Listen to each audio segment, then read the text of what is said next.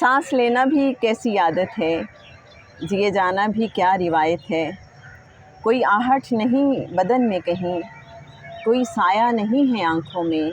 पाँव बेहिस हैं चलते रहते हैं, एक सफ़र है जो बहता रहता है। सांस लेते हैं जीते रहते हैं, आदतें भी अजीब होती हैं। आदतें भी अजीब होती हैं। अस्सलाम वालेकुम ख़वातीनो हज़रात, कुछ दिल की बातें। लेकिन आज उज़्मा किसी वजह से हमारे साथ नहीं हैं। सरवत अता बाड़ी हमारे साथ हैं और कुछ दिल की बातें हम करेंगे मिलजुल के, जो लगता है कि आपके दिल की बात भी है। सरवत कैसी हैं? अल्लाह का शुक्र है, आप सुनाइए, आपका क्या हाल है? अल्लाह का बहुत करम। हमने कुछ दिन पहले एक इवेंट अटेंड किया, मैंने और सरवत ने, और उसमें हमें कुछ ऐसे ही उदास से चेहरे नज़र आए जिन्हें देख के लगता था कि सांस लेते हैं जीते रहते हैं, आदतें भी अजीब होती हैं। बाज़ का चेहरों पे एक अजीब सा मलाल, एक अजीब सी खामोशी, बाज़ इस तरह की कैफ़ियत हमें दूसरों के चेहरों पे नज़र आती हैं। ऐसी तहरीरें नज़र आती हैं जिन्हें पढ़ के दिल उदास सा हो जाता है। बिल्कुल सही। कुछ ऐसे ही चेहरे हमने देखे और हम बहुत कुछ सोचने पे मजबूर हो गए कि ऐसे लोग जिन्होंने भरपूर ज़िंदगी गुजारी, जिन्होंने एक तरह से दुनिया पे राज किया, एक वक्त फिर ऐसा आता है जब वो रिटायरमेंट की ज़िंदगी गुजार रहे होते हैं, जिनके पास कोई ऐसी ज़्यादा मसरूफियात नहीं होती हैं, जिनके बच्चे अपनी ज़िंदगी में कहीं मगन हो जाते हैं। वो लोग तरसते रहते हैं तवज्जो के लिए, वक्त के लिए। वो कहते नहीं हैं किसी से, लेकिन उनके अंदर क्या क्या दास्तानें छुपी होती हैं, कैसे कैसे उनके अंदर मोती होते हैं, लेकिन वो कुछ भी नहीं कहते। वो कुछ कहना तो चाहते हैं लेकिन शायद सुनने की ये समातें नहीं होती, है ना सरवत? बिल्कुल सही कह रहे हैं आप। आपका मतलब ये है कि सिंपली मैं आपको ये बताऊं कि हम इस चीज़ का एहसास करते हुए इस प्रोग्राम को जो है ना वो आपके सामने पेश कर रहे हैं कि हमने वो चेहरे देखे। पहले हमने अपने आप को सोचा, रुखसाना ने अपने आप को सोचा कि शायद हम पर भी जब ये वक्त आएगा तो हम भी शायद इसी तरीके से उदास हो जाएंगे और हम ये चाहेंगे कि कोई हमें कंपनी दे। आपके जो बुज़ुर्ग हैं, आपके जो ऐसे लोग हैं, आप उनको कहते हैं कि हमारे लिए दुआएं करें, और आपने बुज़ुर्गों को सिर्फ़ दुआओं के लिए जो है ना वो मखसूस कर लिया है। लेकिन जब वो बुज़ुर्ग आपसे कहता है कि मुझे थोड़ा सा टाइम दे दो, तो वो आप जो है उसको नहीं दे पाते। बस इसी चीज़ को हमने आज डिस्कस करना है कि हम अपने अंदर एक एहसास पैदा करें कि ये जो हमारे घर में बुज़ुर्ग हैं, और उन बुज़ुर्गों के जाने के बाद हम जब कहते हैं कि हमारे घरों से बरकत उठ गई, तो उस बरकत को, उस रहमत को, उस फ़ज़ल को जब वो ज़िंदा होते हैं उस वक्त भी हासिल करने की कोशिश करें और उनका इस तरीके से साथ दें कि वो यहाँ से, दुनिया से उदास ना जाएं, बल्कि खुश होकर और मुतमईन होकर जाएं। या उन्हें ये ना लगे कि बस अब तो हमारे जाने का वक्त हो गया, किसी के पास हमारे लिए वक्त नहीं है। अब बहुत से लोग, सरवत, ऐसा भी है, कहते हैं कि हम तो वक्त दे रहे हैं, लेकिन हम कैसा वक्त दे रहे होते हैं? सिर्फ गपशप, या ये कि आपने खाना खा लिया, आपने अपनी दवाई ले ली, आप अपना ख्याल रखें और आप क्या कर रहे हैं, क्या इतनी बात करना काफ़ी है? या फिर वो अंदर से क्या सोचते हैं? जैसे जैसे मैं फ़ील करती हूँ कि इंसान की उम्र ज़्यादा होती है। इवन जब मेरी उम्र 40 साल हुई तो मुझे लगा कि काउंट डाउन शुरू हो गया है, मुझे और तरह से ज़िंदगी की हर चीज़ महसूस होना शुरू हो गई। मुझे ये लगता है कि जो हमारे बड़े होते हैं, जब वो 70s को ख़ास तौर पे क्रॉस कर लेते हैं, तो उन्हें लगता है कि बिल्कुल अब बस जाने का वक्त है। ऐसे में पता नहीं वो क्या कुछ सोचते रहते हैं। क्या हमने कभी उनकी सोचें पढ़ने की कोशिश की? उनके अंदर क्या चल रहा है, वो क्या सोचते हैं आने वाले वक्त के बारे में, अपने गुजरे हुए वक्त के हवाले से? क्या इतना ही काफ़ी है कि हम उन्हें वक्त पे खाना दे दें, उन्हें वक्त पे दवाई दे दें, हम उनकी ज़रूरियात पूरी कर दें? क्या इतना ही काफ़ी होता है? नहीं, इतना काफ़ी नहीं होता। सिर्फ वक्त है जो आपने उनको देना है, और वक्त कौन सा देना है कि उनकी सुननी है। वक्त वो वाला नहीं देना कि आपने अपनी सुनानी है। आप तो अपने मसाइल सुना सुना के उनकी बुजुर्गी को जो है ना और ज़्यादा जो है ना वो कैश कर रहे होते हैं। जो हमारे अमीर कबीर बुज़ुर्ग होते हैं वो अपनी ज़िंदगी को कैश करवा रहे होते हैं। अच्छा ठीक है, मैंने ये मान लिया कि बहुत से लोग अपनी माँ बाप की खिदमत करते हैं, बुज़ुर्गों की खिदमत करते हैं, दादा दादी का, नाना नानी का ख्याल रखते हैं।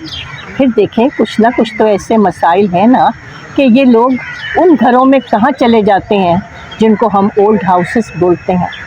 उन घरों में उनकी पनाह गाहें क्यों बना दी जाती हैं, और उन पनाह गाहों में वो अपना आँख का जो एक लिंक है वो इस चीज़ में गुजार देते हैं कि शायद अब कोई हमसे मिलने के लिए आएगा। और आप उन बुज़ुर्गों से मिलने के लिए नहीं जाते, हाँ महीने की फ़ीस अदा करने के लिए जाते हैं, उनकी दवाइयों के पैसे देने के लिए जाते हैं, लेकिन उनको वहाँ पर रहकर आप अपने घर का तो सुकून जो है ना वो हासिल कर लेते हैं, लेकिन उनका सुकून आप जो है ना वो बर्बाद। आप तो ओल्ड हाउस जाती भी हैं। बिल्कुल, मैं ओल्ड हाउस जाती हूँ। आप यकीन करें रुखसाना कि वहाँ पे कोई 15-16 ख़वातीन होती हैं, तो मैं 5-5 मिनट के बाद भी जब बैठती हूँ तो मुझे पता चलता है ऐसी कहानी है कि एक सास को या दादी को या माँ को थप्पड़ लगा दिया गया और उसकी अन्ना ने इजाज़त नहीं दी कि वो उस घर में ठहर जाए। एक औरत की जायदाद जो कि बेवा खातून थी उससे जो है ना वो छीन ली गई, क्योंकि उसका शौहर जो है ना वो अब हयात नहीं था और उसके पास ताकत मौजूद नहीं थी। इस तरह के छोटे छोटे किस्से। बेटी तक धोखा दे देती है माँ को, बेटा तक धोखा दे देता है। मैं कहती हूँ कि नहीं, हमारी वो वाली बेटियाँ जो दुल्हन बनकर अपने ससुराल में जाती हैं, हमें एक अगर दर्स दे दिया जाए कि बेटा एक ये आपका घर है, यहाँ पर आप अपनी मर्ज़ी करते हैं, एक आपका वो घर है। अब आपके माँ बाप चेंज हो गए हैं, अब आपके माँ बाप रूहानी माँ बाप हैं, लेकिन नहीं, हमारे घरों के मसले सिर्फ हम ख़वातीन की वजह से जो है ना वो बिगाड़। सर मैंने एक और चीज़ भी देखी होगी, जैसे हम कुछ बड़ों को जब अंदर से कुरेदते हैं तो पता चलता है कि जी वो कहते हैं हम खाने की तो हमें तलब ही नहीं, भूख ही नहीं है, हमें तो तवज्जो चाहिए, हमें तो मोहब्बत चाहिए। जैसे एक खातून मुझे कहने लगी कि अब ना मेरे आसपास मेरा दिल चाहता है कोई ना कोई हो जो मुझसे बातें करता रहे। तो मैंने कहा कि आपको ऐसा क्यों लगता है, पहले तो आप बड़ी हिम्मत वाली थी। तो कहने लगी कि अब ना आने वाली ज़िंदगी के हवाले से कि मुझे लगता है मेरा दुनिया से रुखसत होने का वक्त करीब आता जा रहा है, तो उस हवाले से बहुत से वहम, बहुत से अंदेशे, बहुत से ख्यालात आते हैं, तो मैं अपनी तवज्जो को भटकाना चाहती हूँ। तो मेरा दिल चाहता है कोई ना कोई मेरे दिल की बात करे। तो मैंने कहा आपके आसपास इतने बच्चे तो होते हैं, आप बच्चों में अपना दिल लगाने की कोशिश करें, आप टीवी देखा करें। तो कहती नहीं, बच्चों के साथ मैं अपने दिल की बात तो नहीं कर सकती हूँ। अब आप ये देखिए, बज़ाहिर ये बड़ी बारीक सी बात है, आम सी बात है। हम बाज़ बड़ों के शिकवे जो हैं तो ये कह के टाल देते हैं कि ये तो कोई शायद बस ऐसे ही महसूस कर रहे हैं, आप ज़्यादा ओवर सेंसिटिव हो रहे हैं। लेकिन हम जानने की कोशिश तो करें वो किस हद तक सोच रहे हैं। बिल्कुल। तो हम चूँकि अभी उस उम्र के हिस्से में नहीं हैं, शायद हम उतना सेंसिटिव होकर सोच नहीं सकते। मुझे अपने अब्बा जी याद आते हैं। अब्बा जी को जब कैंसर डायग्नोज हुआ तो अब हम सारे बहन भाई बहुत सेंसिटिव हो गए उनके हवाले से। अब्बा जी की भी कोशिश होती थी, सारी ज़िंदगी में जो उन्होंने बातें हमसे नहीं की तो वो बात करने की कोशिश करते थे। भाई भी उनसे हर वक्त अटैच रहते थे। हम भी कोशिश करते थे कि बस अब्बा जी की जो ख्वाहिश है, जो ज़िंदगी में उन्होंने चाहा, किसी न किसी तरीके से पूरा करें। अब ज़रूरी तो नहीं है कि हमें किसी के बारे में पता चले कि कोई उसे खुदा ना खास्ता ऐसी कोई बीमारी हो गई है, कोई तकलीफ़ हो गई है तो ही हम किसी को इतनी तवज्जो देंगे। अगर कोई खामोशी से इस तरह क्या नाजुक वक्त गुजार रहा है और वो अपने अंदर का हाल नहीं कह पा रहा, तो भी इससे पहले कि कोई ऐसा वक्त आए कि हमारी ज़िंदगी में मलाल रह जाएं, हम क्यों ना उन्हें बहुत तवज्जो दें, बहुत मोहब्बत दें। हर एक की ख्वाहिश होती है कि ये जो हमारे बड़े हैं ये हमारे लिए बहुत कीमती हैं। ये एक तरह से हमारी सारी ज़िंदगी की जमा पूंजी है ना, हमारा वो असासा है कि वो जो कभी लगता है ना ज़िंदगी रेत की तरह है जो हमने मुट्ठी में भरी हुई है और वो रेत मुट्ठी से फिसलती जा रही है। बिल्कुल सही है। हम उस तरह से कभी सोच नहीं सकते। जब हम सोचेंगे कि पता नहीं हम कब तक हैं यहाँ पे, हमारा ये साथ कितना है, तो शायद हम अंदर भी पढ़ना शुरू कर देंगे और चेहरे भी पढ़ना शुरू कर देंगे। वो जो बात हो रही थी कि हम पिछले दिनों एक क्लब में थे और हमने वहाँ पे इवेंट अटेंड किया, वहीं से इस बात को जोड़ूंगी कि रुखसाना, मैं ये कह रही थी कि हमें वो शख्सियात नज़र आ रही थी, हमने 2-3 लोगों से गुफ्तगू भी की कि एक शख्स जो है ना वो अपने दौर का कमांडो था, एक शख्स अपना सरकारी अफसर था, एक शख्स जो है वो डिप्टी कमिश्नर था, लेकिन वो कोई व्हील चेयर पर और कोई स्टिक के साथ और तन्हा आए हुए थे। हमने ये फ़ील किया कि ये प्रोग्राम ऐसा था कि इसमें नौजवान भी जो है ना वो आते और इन्हीं बुज़ुर्गों को जो है ना वो अपने साथ लेकर आते और कुछ सीखते। फिर मेरे पास चश्मदीद गवाह के तौर पर 80 साल खातून मौजूद हैं और उनका बेटा अमेरिका में बैठा हुआ है, और मैं उनसे कहती हूँ कि वो आपके पास क्यों नहीं आता, लेकिन वो अपनी अना को छुपाते हुए मुझे बहुत मुस्बत जवाब देते हैं।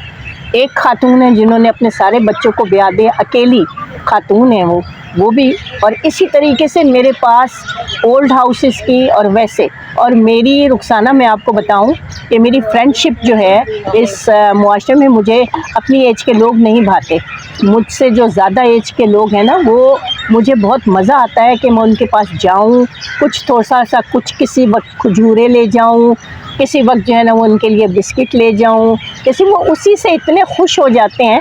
तो मैं कहती हूँ जब इनके अपने अगर इनका इस तरीके से ख्याल करने लगे जो हम महीने बाद या 2 महीने बाद करते हैं, तो फिर इनकी सेहत और ज़िंदगी का क्या हाल होगा।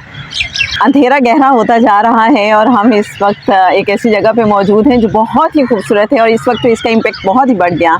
मुझे लगता है कि हमारे जो बड़े होते हैं उनकी ज़िंदगी की शाम भी ऐसे ही ढलने के करीब होती है, हम उनसे फ़ायदा नहीं उठा पाते। जैसे एक खातून ने मुझे बताया कि जवानी में मेरे भाई की डेथ हो गई और बिल्कुल सडन डेथ हो गई। कहती मुझे अक्सर ये मलाल आता था, मैं सोचती थी कि पता नहीं उसके क्या क्या ख्वाब होंगे, वो किन किन तकलीफ़ों से गुज़रा होगा, और उसने कभी हो सकता है कि हमें किसी तकलीफ़ से बचाने के लिए अपनी तकलीफ़ शेयर ना की हो। तो कहीं ऐसे तो नहीं है हमारे आसपास जो हमारे बहुत अपने हैं, उनके ख्वाब क्या हैं, उनके अंदेशे क्या हैं, उनकी सोचें क्या हैं, हम थोड़ा सा तवज्जो, थोड़ी सी मोहब्बत देके उन्हें थोड़ा सा जानने की कोशिश करें, किसी ना किसी तरीके से उन्हें ये पॉजिटिव एनर्जी दें कि आप अकेले नहीं हैं, हम आपके साथ हैं। मुझे एक शेर बहुत याद आता रहा, अभी तो फिरते हो दोस्तों में अज़ीज़ कोई जुदा नहीं है, कोई किसी से जुदा हुआ तो मोहब्बतों का पता चलेगा। बिल्कुल तो ये असल बात ये है कि अभी तो हम खुद किसी नई दुनिया में हैं, हम उन हालात से नहीं गुज़रे, लेकिन इससे पहले कि ये चीज़ें जो हमारी ऑब्ज़र्वेशन है, हमारा एक्सपीरियंस बने, हम कोई जो उदास चेहरे हैं उन पे कोई खुशी ला सकते हैं, वो जो उदास दिल हैं उनमें कोई मसरत के फूल खिला सकते हैं, उन्हें कोई उम्मीद दे सकते हैं, तो ज़रूर दें। बिल्कुल आप सही कह रही हैं। और इसी सिलसिले में ऐसी आजकल के हिसाब से मेरे पास एक गज़ल है मोहसिन नकवी की लिखी हुई, जिसमें हमारे यही वाले बुज़ुर्ग जिनका हमने ज़िक्र किया, 80 की उम्र में हैं, 90 की उम्र में हैं, वो हमें इन शेरों में बताना चाह रहे हैं कि हम भी यूसुफ़ ज़मां थे, हम भी ऐसे ही थे। तो हमारा वो वाला वक्त भी याद किया करो कि हमने तुम्हारे लिए क्या क्या किया, अब जब हमें ज़रूरत है तो तुम हमारे लिए कुछ कर लो और हम भी तुम्हारे साथ मदद। और जैसे हम देख रहे थे वहाँ पे कि ऐसे कुछ लोग जो थे जो 80-90 की दहाई में थे और वो बात करना चाह रहे थे उन लोगों से जो उस टाइम पे बड़े एक्टिव थे, तो उन लोगों के पास इतना वक्त नहीं था क्योंकि वो बहुत से दूसरे लोगों में घिरे हुए थे, उनकी एप्रिसिएशन वो समेट रहे थे, तो उन्हें ये था कि इनकी बात बाद में सुन लेंगे। बिल्कुल, ये भी हमारा रवैया है कि हम यूसुफ़ ज़मां थे, अभी कल की बात है, तुम ही पे मेहरबान थे, अभी कल की बात है। आता है याद सुर्ख गुलाबों को देखकर, हम भी तो नौजवान थे, अभी कल की बात है, अभी कल की बात है। वो दिन थे, वो दिन भी थे कि हम भी तुम्हारी ज़ुबान पर मौजूए दास्तां थे, अभी कल की बात है। ए कारवाने लालो गुल तुमको याद हो, हम मीरे कारवां थे, अभी कल की बात है। वाह वाह। जिन दोस्तों की आज कमी है हयात में, वो अपने दरमियाँ थे, अभी कल की बात है। वाह वाह वाह। खुद हर किसी से पूछते फिरते हैं रास्ता, मंजिल के जो निशान थे अभी कल की बात है, कुछ हादसों से गिर गए अंजुम ज़मीन पर, हम रश के आसमां थे। अभी कल की बात कल है। की बात है। वाह तो वाह, हमारा हम यूसुफ़े ज़मां थे, अभी कल की बात अभी है। वाह वाह वाह। तो बस हमने तो जो कुछ दिल की बातें थी आपके साथ शेयर कर दी। आपका दिल क्या कहता है ज़रूर शेयर कीजिएगा। अल्लाह हाफ़िज़।